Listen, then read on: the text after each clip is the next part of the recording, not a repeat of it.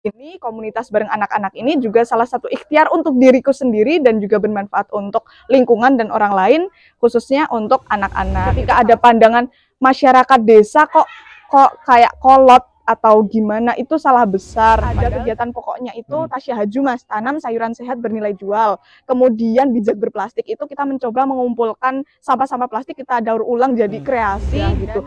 Jangan hanya memikirkan, oh iya beasiswa berarti nanti dapat uang pembinaan untuk kegiatannya. Jangan hanya dipikirkan tentang itu, tapi pikirkan bagaimana dampak dari kegiatan itu bisa sustainable, berjalan dengan lancar dan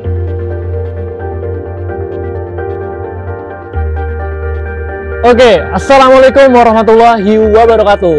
Halo listeners, kembali lagi bersama aku di konten ngobrol seru Desa Main. Nah, di kesempatan episode kedua ini, di sini aku bakal mengundang nih salah satu sosok perempuan hebat yang dimana dia sudah banyak atau berpengalaman di bidang kesehatan, terutama mental manusia. Nah, kira-kira penasaran kan siapa di balik ini semuanya? Langsung aja kita panggil, yaitu Mbak Imelta. Silakan Mbak Imelta masuk ke dalam video kita. Halo Mbak. Gimana Mbak kabarnya Mbak? Alhamdulillah baik banget. Mas Satria gimana nih kabarnya? Alhamdulillah baik. Nah, kira-kira tadi kan sudah aku sedikit jelasan sama Lilins di rumah nih. Nah, di sini aku mau nanya nih Mbak. Nah, kira-kira Mbak ini latar belakangnya itu sebagai apa sih Mbak? Oke, terima kasih Mas Satria. Teman-teman, kenalin, namaku Imelta Indriani Alfia, biasa dipanggil Imel atau Imelta gitu. Nah, aku merupakan lulusan dari Universitas Proklamasi 45 Yogyakarta, Fakultas Psikologi, wisuda di Oktober tahun kemarin gitu, Mas. Dan sekarang aku menjadi pembimbing atau guru BK di SMK Muhammadiyah 1 Pato gitu, Mas. Untuk domisilinya sendiri di Gunung Kidul ini? Iya, di Gunung Kidul, tepatnya di Kelurahan Nglegi, Patok, Gunung Kidul, di sini. Terus untuk kesibukan yang sedang dijalani Mbak Imelta sendiri, ngapain aja tuh Mbak? Oke, kalau tadi aku jelasin kegiatan pokoknya ngajar di guru BK di SMK gitu ya. Nah, terus kegiatan lainnya, aku juga alhamdulillah aktif nih Mas, di kegiatan volunteer Saung Lentera Nglegi dan juga di Desa Main Chapter Gunung Kidul, serta organisasi yang lainnya gitu. Saung Lentera nih, sedangkan Mbak Imelta juga sebagai inisiasi dari Desa Main Chapter Gunung Kidul ini. Nah, itu apa yang membedakan di antara Saung Lentera dan juga Desa Main Chapter Gunung Kidul ini, Mbak? Oke, jadi teman-teman dan Mas Satria, Desa Main Chapter Gunung Kidul itu merupakan bagian dari Desa Main Indonesia, Yayasan Desa Main Indonesia gitu. Nah, awal mulanya dulu nih, aku di tahun berapa ya, berarti di tahun sebelum ini, itu alhamdulillah terpilih 5 besar beasiswa Desa Main gitu dari ratusan orang di Indonesia. Nah, program yang aku usung itu adalah Saung Lentera Nglegi yang saat ini juga sedang berkegiatan gitu. Nah, dari situlah, dari ada mentoring, ada kegiatan bersama Desa Main Pusat gitu, akhirnya juga diminta dan kita melaksanakan kegiatan bersama inisiasi Desa Main Chapter Gunung Kidul. Jadi Desa Main Chapter Gunung Kidul itu ada 1 tahun setelah Desa Main ada gitu, Mas. Mbak Imelta ini latar belakangnya itu dari jurusan psikologi. Dari Universitas 45 ya? Iya, Proklamasi 45. Nah, kira-kira apa sih yang membuat Mbak Imelta ini termotivasi untuk bisa masuk ke dalam jurusan psikologi ini, Mbak? Oke, kalau aku sendiri motivasi terbesarnya itu karena di jurusan psikologi ini menurutku ketika di sini, di dunia ini masih ada manusia, artinya psikologi itu masih bisa bermanfaat, masih bisa berjalan kayak gitu, Mas. Kira-kira ada rencana buka ini enggak, Mbak? Semacam konsultasi gitu, baik itu offline ataupun online gitu, Mbak? Oke, kalau saat ini untuk kayak yang bener-bener ada gedung terus secara formal gitu emang belum sih Mas, tapi rencana insya Allah ada, doakan gitu. Tapi kalau konsultasi secara ringan sama temen kayak gini atau sama murid-murid di SMK, sama anak-anak di Saung Lentera dan komunitas-komunitas lainnya gitu, alhamdulillah berjalan dan enjoy gitu. Aku juga ikut serta nih Mas, jadi keinget di forum generasi Forum berencana iya di Kabupaten Gunung Kidul itu juga ada konsultasi bersama gitu, tapi bidangnya lebih ke bidang kesehatan kayak reproduksi, terus di menjelang pernikahan dan lain sebagainya. Itu tahun berapa ikut? Sekarang masih jadi kepengurusannya sih dari tahun 2020-an. 2020-an. Ya, gitu. Masih bisa berdampak sosial juga nih hingga detik ini, berarti benar-benar datangnya memang dari hati Mbak ini ya. Ya, apalagi terkait inisiasi dari chapter Gunung Kidul juga keren. Ini sekarang lagi ngajar di SMK nih sebagai guru BK. Nah itu ada cerita lucu nggak atau juga ada nih siswa-siswi yang sulit banget disembuhin kira-kira tuh? Oke, jadi yang 11 orang itu karena memang pantauan ya dari guru BK, kemudian wali kelas, kemudian dari kesiswaan juga emang pantauan selama beberapa hari, beberapa waktu ini kok berulah terus. 11 orang ini kita mabitkan nih di malam Sabtu kemarin banget, kita mabitkan, kita nginep di sekolah, kita ada pengarahan dan lain sebagainya. Itu juga salah satu ikhtiar dari kami para guru untuk para siswa. Terkait masalah mental. Nah itu ada nggak tips and trick nih untuk teman-teman Liliners juga di rumah untuk bisa menyelesaikan permasalahan ini gitu? Oke, kalau buat aware ke diri sendiri itu kita harusnya emang berusaha banget memaksimalkan aware ke diri sendiri gitu ya sebelum ke orang lain gitu kan. Nah kalau aku sendiri mencoba mensiasati pada diriku sendiri, salah satunya adalah dengan aktif berkegiatan gitu Mas Satria. Aktif berkegiatan salah satunya adalah volunteering. Nah, aku sendiri backgroundnya seneng nih berkegiatan sama anak-anak kecil.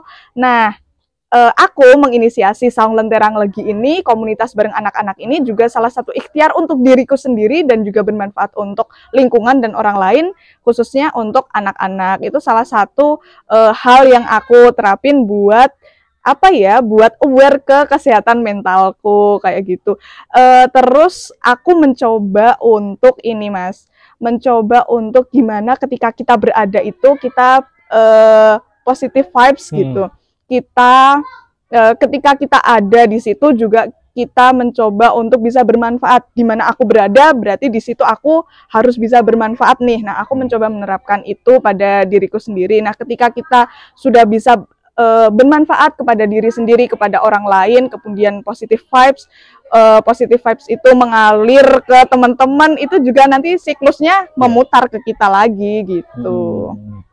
Apa nih yang menjadi motivasi untuk bisa menjadi inisiasi dari Desa Main Chapter Gunung Kidul ini, Mbak? Oke, motivasinya kalau dari jargonnya Desa Main sendiri kan Desa Main ingat bangsa, ingat desa gitu kan teman-teman. Nah, aku sendiri kayak yang aku sampaikan tadi, ketika aku berada di suatu tempat berarti aku harus bisa nih bermanfaat di tempat tersebut.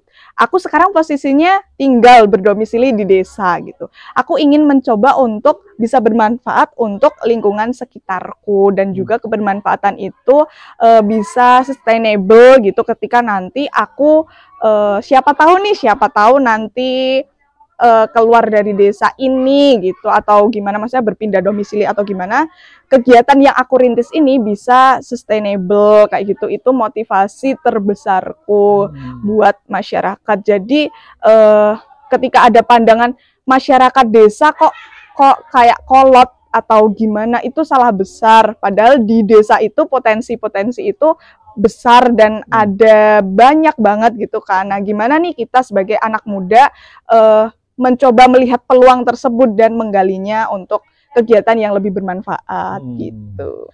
Seringkali kan kalau misalkan kita sebagai mahasiswa itu ada yang namanya KKN. Nah, terus juga organisasi atau ormawa yang ada di kampus itu biasanya pengen ngadain bisa berdampak sosial, karena kita kalau misalkan melihat Tridharma Pendidikan itu sendiri kan ada pendidikan, penelitian, dan juga pengabdian. Nah, dari teman-teman mahasiswa itu sendiri kan biasanya pengen nih untuk bisa mengabdikan kepada masyarakat juga. Kira-kira dari teman-teman Desa Main Chapter Gunung Kidul ini bisa nggak untuk bisa menjadi wadah nih dari teman-teman mahasiswa untuk bisa mengabdikan sosialnya ke masyarakat nih? Oke, kalau terkait itu sebenarnya boleh banget dan bisa banget teman-teman. Pas periode kemarin nih di Desa Main Chapter Gunung Kidul juga barengan sama PPK Ormawanya UMS kayaknya punya Pak Hardiga. Nah, itu kegiatannya kita di bidang kakao gitu. Kemudian kan visi misi dan kegiatan dari Desa Main Chapter Gunung Kidul ini sendiri menyesuaikan dengan kegiatan dan apa yang bisa kita laksanakan di Desa Mitra. Kalau kemarin di periode kemarin itu kita fokus di kegiatan PKK, ibu-ibu PKK itu sayuran rumah tangga, pekarangan itu kita mencoba untuk menanami kayak gitu, itu juga berjalan alhamdulillah. Bisa itu teman-teman dari KKN atau pengabdian untuk memperluas kegiatannya gitu, dan kegiatan di Saung Lentera juga kayak gitu kalau yang kemarin. Dari aku kepo sih Mbak, ini terkait masalah program kerja atau kegiatan-kegiatan yang ada di Desa Main Chapter Gunung Kidul ini. Kira-kira apa aja nih yang sudah dilaksanakan dan akan dilaksanakan? Oke. Dengar-dengar juga ada ini ya, kades baru ya? Iya bener banget nih Mas. Oke, nanti ikut ceritain ya. Nanti juga bakal ada di konten TikToknya kita juga, Desa Main Official. Teman-teman bisa cek aja TikToknya. Nanti kita bakal coba sidak Desa Main Chapter nih. Boleh. Oke, lanjut nih Mbak. Oke.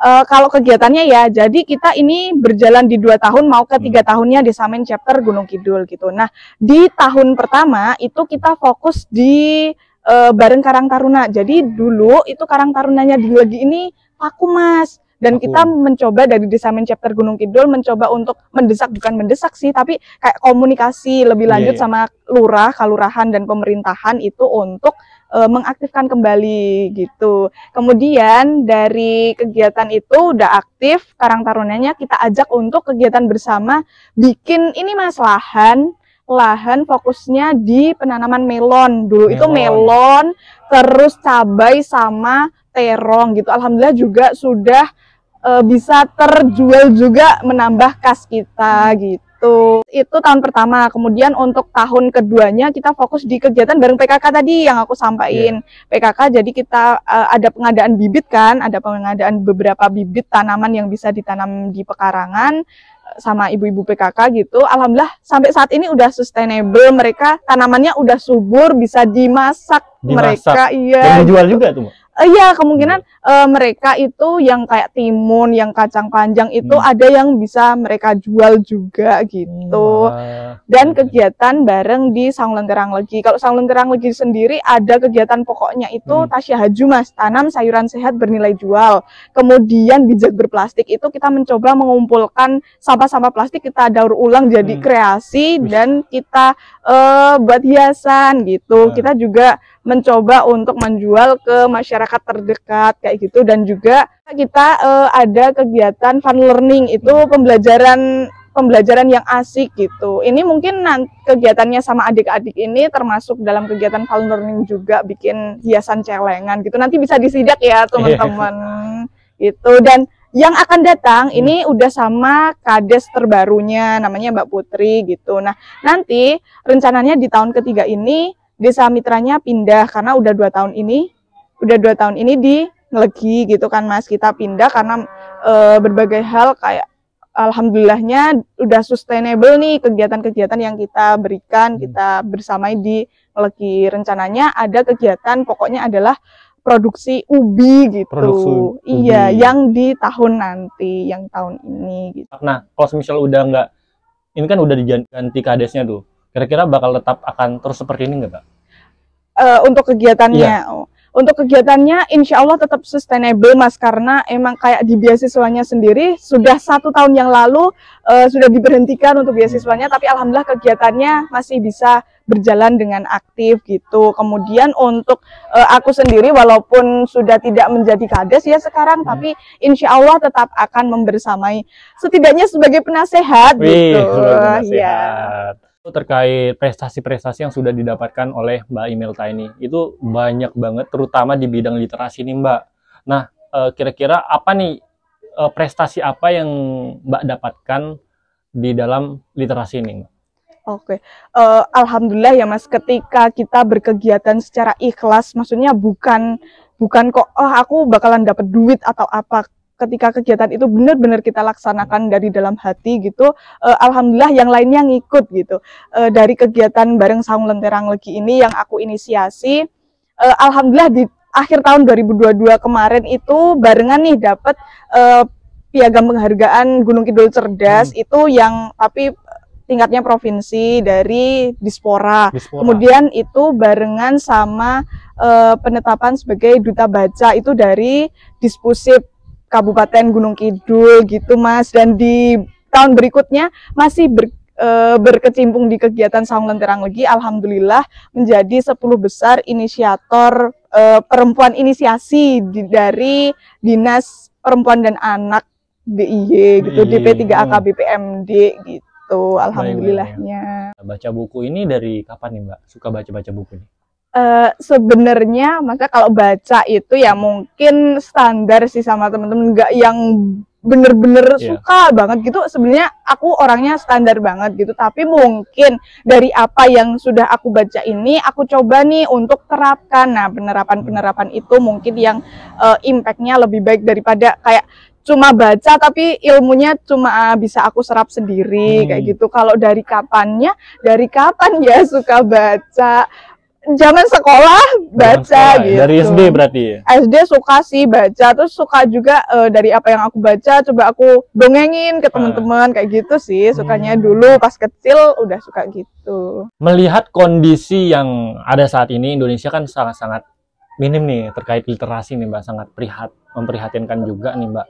Nah, dari Mbaknya sendiri gimana tanggapan terkait masyarakat yang masih melek terkait literasi ini Mbak? Apalagi sekarang ada yang namanya literasi digital ya, itu kira-kira gimana nih Mbak? Bener banget, literasi digital ini makin berkembangnya zaman emang sebenarnya harus kita ikuti, tapi kita juga sebagai apalagi generasi muda kan harus bisa mencoba buat menyangkal hoax-hoax yang ada kayak gitu. Nah, salah satu juga nih Mas Satria dan teman-teman kenapa aku mencoba untuk menginisiasi kegiatan Saung Lentera Legi itu karena salah satu faktor di Ngegi ini sendiri, anak-anak nih di Balai Kelurahan itu ada wifi, tapi wifi itu cuma dimanfaatkan buat ngegame online bareng, buat mabaran bareng gitu teman-teman, mereka sampai larut malam gitu, terus sampai dicariin orang tua gitu. Nah, aku mencoba dari permasalahan itu gimana sih caranya buat tetap kita berliterasi tapi kegiatannya dibikin asik nih, nggak cuma mabaran sampai malam gitu. Boleh dong dikasih rekomendasi beberapa buku aja terkait seputar mental health ini Mbak, terutama psikologi dan segala macam buat linearsnya. Oke. Mungkin salah satu aja ya, salah satu buku yang boleh dibaca, bukan boleh sih, tapi silahkan dibaca nih sama teman-teman. Salah satu buku dari Carol S. Dweck, sepertinya kalau nggak salah ya, pengarangnya itu tentang mindset. Jadi mindset itu terkait dengan gimana kita bisa memproteksi diri kita sendiri, kemudian kita bisa membimbing, mengajarkan kepada anak-anak kita kelak terkait dengan literasi juga, terkait dengan pembelajaran, tapi nggak cuma di bidang akademik, tapi hal-hal lainnya yang bisa dikembangkan, kayak gitu sih. Mbak Imelda juga kan sudah mendapatkan beasiswa Desamain nih. Nah, apalagi sekarang juga lagi sebentar bakal kita membuka buat teman-teman mahasiswa dan juga teman-teman di luar sana buat ngasih kesempatan juga nih untuk bisa mendapatkan beasiswa ini. Nah, ada nggak pesan-pesan buat harapan yang nantinya bisa diterapkan oleh teman-teman yang ingin mendaftar, dan juga setelah mendapatkan tuh apa aja nih dampak-dampak sosial yang ingin dilaksanakan? Oke, buat teman-teman ya mahasiswa semester awal ya, semester 3 sampai berapa ya kalau di yang besok kurang tahu untuk syaratnya. Buat teman-teman, kegiatan sosial di masyarakat itu penting banget dan laksanakan secara ikhlas teman-teman. Ketika kita berdampak bagi diri sendiri dan lingkungan, insya Allah segala hal itu kita akan dipermudah gitu.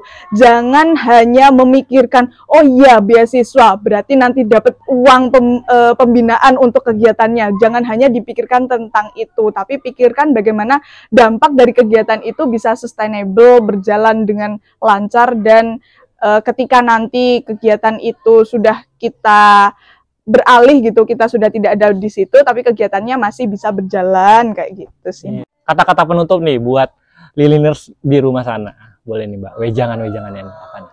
Oke, untuk teman-teman semuanya semangat ya, kita nih orang-orang desa itu bukan berarti kita orang-orang pelosok yang hanya kuper gitu, orang-orang yang nggak tahu tentang segala hal, tapi kita harus buktikan nih, kita sebagai orang-orang yang ada di desa juga mampu berkegiatan dengan baik, bisa menciptakan hal-hal baru yang anak muda itu sendiri harus bisa membanggakan diri kita dan orang lain gitu. Oke, terima kasih Mbak Imelta, dan kita sudah di penghujung akhir pada ngobrol seru Desa Main ini. Semoga teman-teman suka dan juga bisa berinovasi dan juga membuka cara berpikirnya lagi terkait bagaimana bisa berdampak sosial kepada masyarakat dan juga tidak hanya memikirkan dirinya sendiri nih Mbak. Bener banget. Dan juga cukup sekian, semoga teman-teman suka dan sampai jumpa di konten ngobrol seru Desa Main episode selanjutnya. Terima kasih Mbak Imelta sudah hadir di konten kami. Sampai jumpa di video selanjutnya. Dadah!